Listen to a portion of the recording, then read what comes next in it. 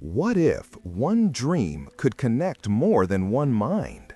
What if, in the same night, an entire family dreamed the exact same thing, down to the smallest detail? This is the story of the Brown family from a quiet little town called Riverside Hollow. A story that begins with an ordinary night and ends with a mystery that still leaves people speechless. The Browns were just like any other family. Michael Brown, 49, was the father, practical, hard-working, and never one to believe in superstitions. Laura Brown, 45, was the mother. Warm and kind, but with a sharp intuition, she often sensed things others missed. Their daughter, Anna Brown, 16, was thoughtful, curious, and fascinated by mysteries. Their youngest, James Brown, 12, was playful and innocent, but with eyes that noticed what others ignored. They lived peacefully in their modest home in Riverside Hollow. Nothing strange ever happened, until that night. On a silent night, while the world outside slept, all four Browns slipped into the very same nightmare. They saw a small wooden house surrounded by tall, dark trees. Suddenly, flames erupted, swallowing the house in fire. The roof cracked, sparks filled the air, and smoke spread like a black cloud. From inside, the cries of a child echoed, weak, desperate, pleading for help. And then, the strangest part, they saw themselves. All four of them, standing together, running toward the house, trying to save the child. But the heat was unbearable, the smoke too thick. They woke up gasping for air, their hearts pounding. It was more than a dream. It felt real, too real. As if the dream itself whispered a poetic verse into the silence of the night. Flames that rise yet never fade, cries of a child through smoke and shade. Four hearts bound by a vision's fire, awake to a truth both dark and dire. At breakfast the next morning, silence hung heavy. Finally, Michael looked at the others and said, "I need to tell you something. I saw a burning house in my dream last night." Before he could finish, Laura's eyes widened. The same house? With a child crying inside? Anna put her fork down slowly. "And the black trees all around?" James whispered nervously.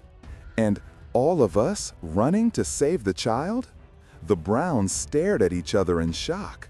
Piece by piece, they confirmed every detail. It wasn't one person's imagination.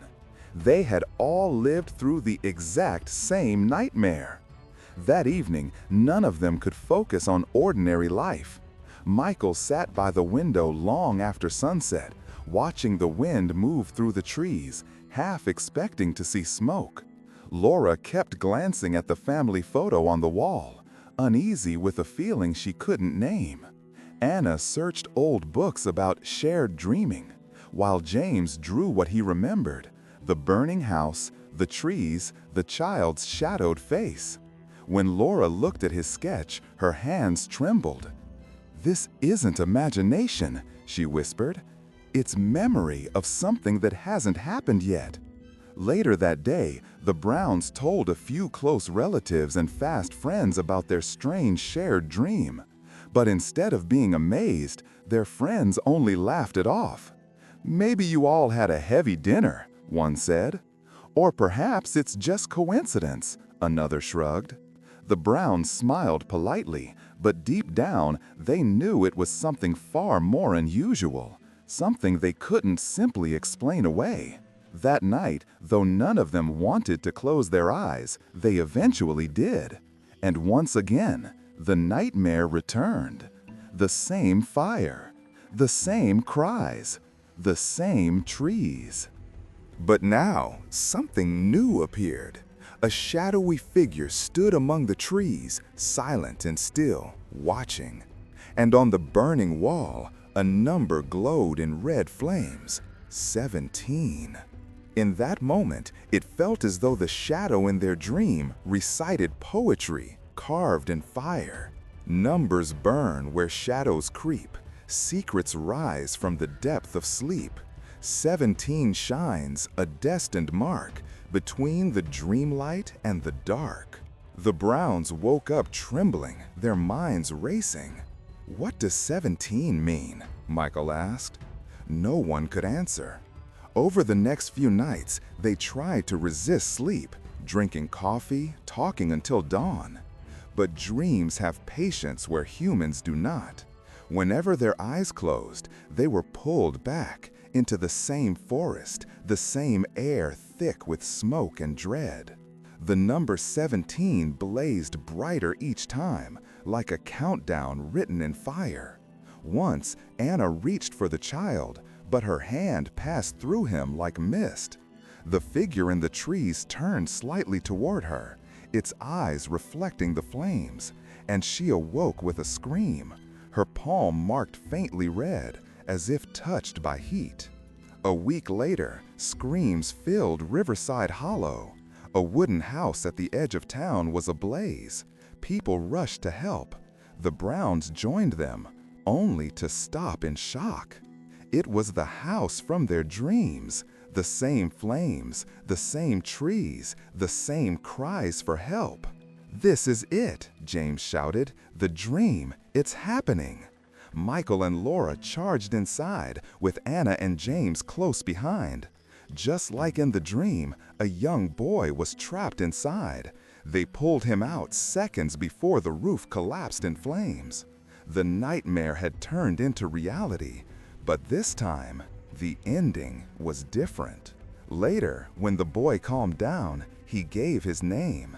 "My name is Daniel," he whispered. "I'm 7. I live at number 17. The Browns exchanged stunned looks. The dream had shown them everything, even his house number. In the following days, news of the Browns spread through town. Some called it divine, others coincidence. But what none could deny was the change in the family themselves. Michael began keeping a journal of every dream that felt different. Laura started sensing faint echoes of emotions not her own: fear, joy, warnings. And sometimes, at night, they all heard faint footsteps in the hallway, followed by a whisper that seemed to fade into the walls. "Thank you." Perhaps it was Daniel's spirit from the dream world, or perhaps the echo of destiny acknowledging those who listened. From that day on, the Browns no longer dismissed dreams as just dreams. They had lived one together, and it had saved a life. And the people of Riverside Hollow never forgot the family who shared one nightmare, turned it into a warning, and used it to change destiny. So the next time you wake up from a dream that feels too real, too sharp to ignore, ask yourself, is it just in your mind? Or is it a message calling you to act before it's too late? And as the Browns looked back on it all, it was as if destiny itself left them a final poetic verse. Dreams may whisper, dreams may weep. A soul may guard what hearts can't keep. What seems unreal may light the way and turn the night to brighter day. In the days that followed, sleep felt different for the Browns. Each night, their dreams softened. No more flames, no more cries. Only the calm rustle of wind through unseen trees. Yet sometimes, in that half-awake silence before dawn, they sensed a quiet presence standing near their beds. Peaceful, thankful, watching. Anna once thought she heard a child's laughter fade with the morning breeze. Michael would pause at the window before leaving for work, feeling the same warmth that had once terrified him. It was as if the dream had not only saved a boy, but also awakened something sacred within them. The realization that unseen forces often reach out, not to scare, but to guide.